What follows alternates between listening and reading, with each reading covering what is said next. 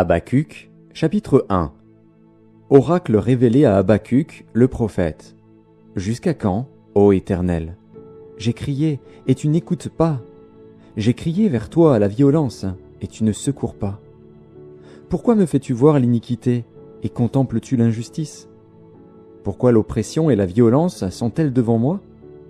Il y a des querelles, et la discorde s'élève. Aussi la loi n'a point de vie, la justice n'a point de force. Car le méchant triomphe du juste, et l'on rend des jugements iniques. Jetez les yeux parmi les nations, regardez, et soyez saisis d'étonnement, d'épouvante. Car je vais faire en vos jours une œuvre que vous ne croiriez pas si on la racontait. Voici, je vais susciter les Chaldéens, peuple furibond et impétueux, qui traverse de vastes étendues de pays pour s'emparer de demeures qui ne sont pas à lui. Il est terrible et formidable. De lui seul viennent son droit et sa grandeur. Ses chevaux sont plus rapides que les léopards, plus agiles que les loups du soir, et ses cavaliers s'avancent avec orgueil. Ses cavaliers arrivent de loin. Ils volent comme l'aigle qui fond sur sa proie. Tout ce peuple vient pour se livrer au pillage.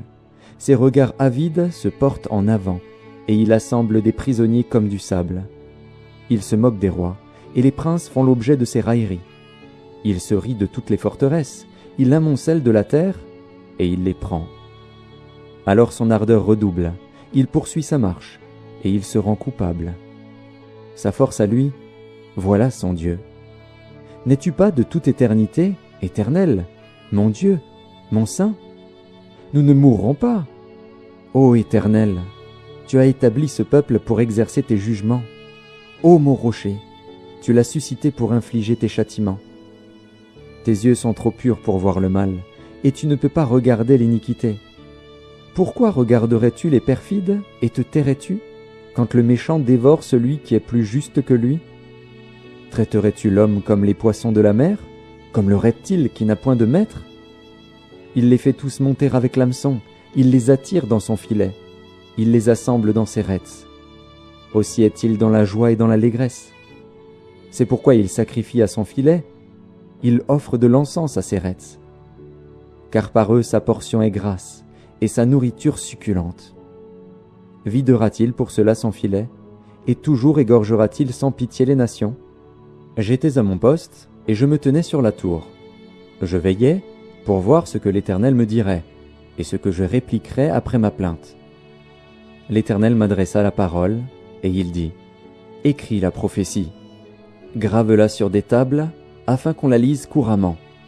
Car c'est une prophétie dont le temps est déjà fixé. Elle marche vers son terme, et elle ne mentira pas.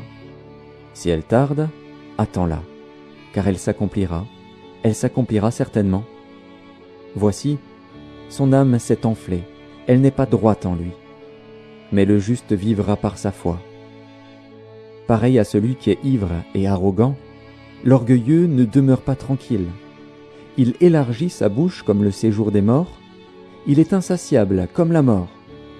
Il attire à lui toutes les nations, il assemble auprès de lui tous les peuples. Ne sera-t-il pas pour tous un sujet de sarcasme, de raillerie et d'énigme? On dira, malheur à celui qui accumule ce qui n'est pas à lui.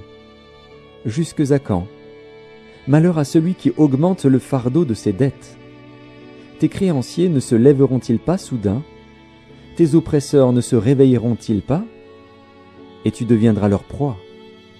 Parce que tu as pillé beaucoup de nations, tout le reste des peuples te pillera. Car tu as répandu le sang des hommes, tu as commis des violences dans le pays contre la ville et tous ses habitants. Malheur à celui qui amasse pour sa maison des gains iniques, afin de placer son nid dans un lieu élevé pour se garantir de la main du malheur. C'est l'opprobre de ta maison que tu as résolu, en détruisant des peuples nombreux, et c'est contre toi-même que tu as péché. Car la pierre crie du milieu de la muraille, et le bois qui lie la charpente lui répond. Malheur à celui qui bâtit une ville avec le sang, qui fonde une ville avec l'iniquité. Voici, quand l'Éternel des armées l'a résolu, les peuples travaillent pour le feu, les nations se fatiguent en vain, car la terre sera remplie de la connaissance de la gloire de l'Éternel, comme le fond de la mer par les eaux qui le couvrent. Malheur à celui qui fait boire son prochain, à toi qui verses ton outre et qui l'enivre, afin de voir sa nudité. Tu seras rassasié de honte plus que de gloire. Bois aussi toi-même, et découvre-toi. La coupe de la droite de l'Éternel se tournera vers toi, et l'ignominie souillera ta gloire. Car les violences contre le Liban retomberont sur toi, et les ravages des bêtes t'effrayeront, parce que tu as répandu le sang des hommes, et commis des violences dans le pays, contre la ville et tous ses habitants. À quoi sert une image taillée, pour qu'un ouvrier la taille? À quoi sert une image en fonte et qui enseigne le mensonge, pour que l'ouvrier qui l'a faite place en elle sa confiance, tandis qu'il fabrique des idoles muettes? Malheur à celui qui dit au bois, « Lève-toi », à une pierre muette, « Réveille-toi ». Donnera-t-elle instruction? Voici, elle est garnie d'or et d'argent, mais il n'y a point en elle un esprit qui l'anime. L'Éternel est dans son saint temple. Que toute la terre fasse silence devant lui. Prière d'Habacuc, le prophète. Éternel, j'ai entendu ce que tu as annoncé, je suis saisi de crainte. Accomplis ton œuvre dans le cours des années, ô Éternel. Dans le cours des années, manifeste-la, mais dans ta colère, souviens-toi de tes compassions. Dieu vient de Théman, le Saint vient de la montagne de Paran. Sa majesté couvre les cieux, et sa gloire remplit la terre. C'est comme l'éclat de la lumière, des rayons partent de sa main. Là réside sa force. Devant lui marche la peste, et la peste est sur ses traces.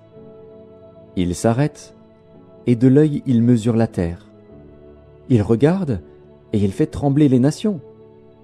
Les montagnes éternelles se brisent, les collines antiques s'abaissent. Les sentiers d'autrefois s'ouvrent devant lui.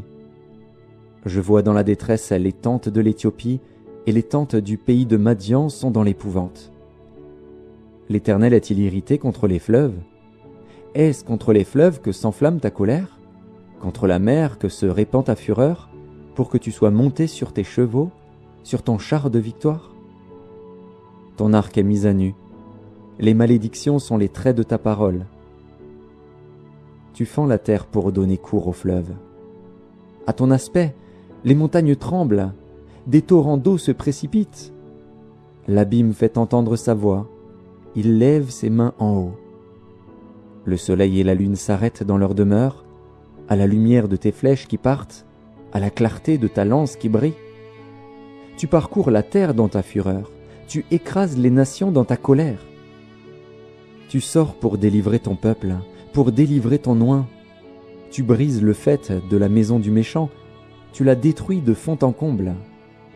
Tu perces de tes traits la tête de ses chefs, qui se précipitent comme la tempête pour me disperser, poussant des cris de joie, comme s'ils dévoraient déjà le malheureux dans leur repère.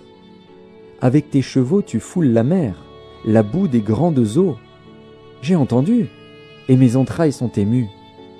À cette voix, mes lèvres frémissent, mes os se consument, et mes genoux chancellent. En silence, je dois attendre le jour de la détresse, le jour où l'oppresseur marchera contre le peuple. Car le figuier ne fleurira pas, la vigne ne produira rien, le fruit de l'olivier manquera, les champs ne donneront pas de nourriture. Les brebis disparaîtront du pâturage, et il n'y aura plus de bœufs dans les étables. Toutefois, je veux me réjouir en l'Éternel, je veux me réjouir dans le Dieu de mon salut. L'Éternel, le Seigneur, est ma force. Il rend mes pieds semblables à ceux des biches, et il me fait marcher sur mes lieux élevés. Au chef des chantres, avec instrument à cordes,